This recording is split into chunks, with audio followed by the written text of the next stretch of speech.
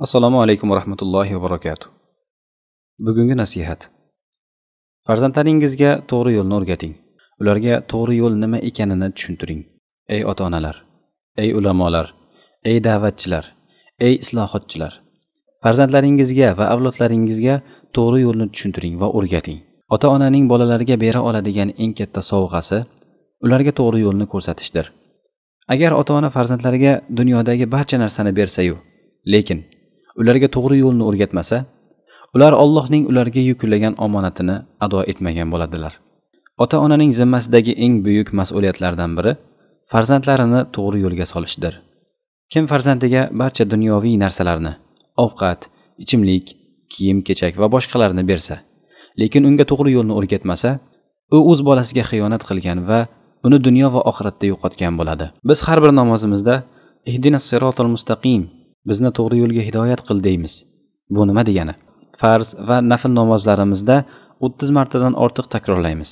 Ihdinas sirotal mustaqim. Bu nimani anglatadi?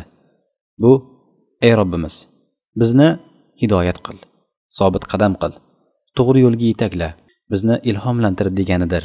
Shunday ekan, ey ota-onalar, sizlar ham shu oyatga amal qiling. Farzandlaringizni to'g'ri yo'lga yo'naltiring.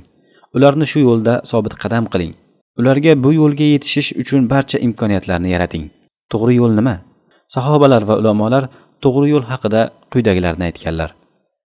To'g'ri yo'l 5 ta narsa. Birinchisi islom, to'g'ri yo'l. Qur'on, to'g'ri yo'l. Payg'ambar sollallohu alayhi va sallam, to'g'ri yo'l. Allohning buyrug'iga itoat qilish, shariatiga amal qilish, jannatga yetaklovchi yo'l, to'g'ri yo'l. Sahobalar radhiyallohu anhum, to'g'ri yo'l. Farzandlaringizga to'g'ri yo'lni o'rgating va ularga bu 5 narsa aynan to'g'ri yo'l ekanini tushuntiring. Chunki ikki xil yo'l bor. Dunyodagi yo'l, to'g'ri yo'l, islom yo'li. Oxiratdagi yo'l sirot ko'prigidir.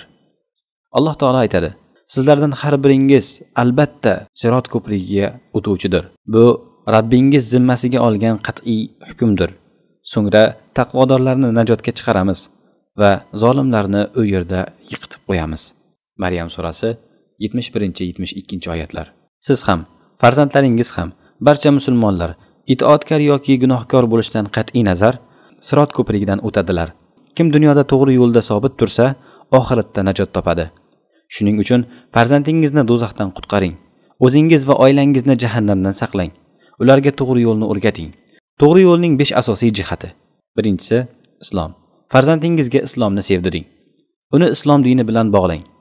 Uning e'tiqodi islomga asoslangan bo'lsin. Uning axloqi, qadriyatlari, hayoti islom bilan uyg'un bo'lsin. Ikkinchisi Qur'on. Farzandingizni Qur'on bilan bog'lang. Unga Qur'onni o'rgating. Qur'onni sevadigan, yodlaydigan, unga amal qiladigan qilib tarbiyalang. Uchinchisi Rasululloh sallallohu alayhi va sallam. Uni payg'ambar sallallohu alayhi va sallam bilan bog'lang. U Rasululloh sallallohu alayhi va sallamni o'rnak qilib olsin. Sunnat bilan yashasin va sunnatni qo'llasin. To'rtinchisi itoat va ibodat. Farzandingizga itoatni o'rgating. Unga namoz, ro'za va boshqa ibodatlarni o'rgating. Uni halol va haromni farqlaydigan qilib tarbiyalang. Beshinchisi sahobalarni sevish. Farzandlaringizga sahobalarni taniting. Ularni bilishni va hurmat qilishni ta'minlang. Ularning hayotidan o'rnak olishga undang. Alloh taolo aytadi: "Kim rasulga qarshi chiqsa va mu'minlarning yo'lidan boshqacha yo'l tutsa, biz uni o'z tutgan yo'liga buramiz va do'zaxga kiritamiz. U joy naqadar ham yomon oqibat." Niso surasi 115-oyat. Mu'minlarning yo'li sahobalarning yo'lidir. Radiyallohu anhum ajma'in. Farzandlaringizning kelajagi haqida o'ylang. Farzandlaringiz nechta sahobani taniydi? Farzandlaringiz sahobalardan o'rnak oladimi? Payg'ambar sallallohu alayhi vasallam aytadilar: "Eng yaxshi avlod mening asrimdagi avloddir. So'ngra ularning ortidan kelganlar, keyin yana ularning ortidan kelganlar." Buxoriy va Muslim rivoyati. Ibn Mas'ud radhiyallohu anhu aytadilar: "Alloh odamlarning qalblarini tekshirib ko'rdi va Muhammad sallallohu alayhi vasallamning qalbini eng toza deb topdi. Shuning uchun uni payg'ambar qilib tanladi. So'ngra odamlarning qalblarini yana tekshirib ko'rdi va eng yaxshi qalblar sahobalarning qalblari ekanini bildi. Shuning uchun ularni payg'ambar sallallohu alayhi vasallamning yordamchilari qildi. Kim to'g'ri yo'ldan yuz o'girsa, hayoti og'ir bo'ladi." Alloh taolo aytadi: "Kim mening zikrimdan yuz o'girsa, albatta uning hayoti tor va og'ir bo'ladi." Toha surasi 124-oyat. Zikrdan murod Qur'ondir. Kim Qur'ondan Rasululloh sollallohu alayhi vasallamdan va islomdan yuz o'girsa, uning hayoti qiyin bo'ladi. Bugun oilalar qiyinchilik ichida tor hayot kechirmoqdalar. Nega? Chunki ular to'g'ri yo'ldan uzoqlashgan.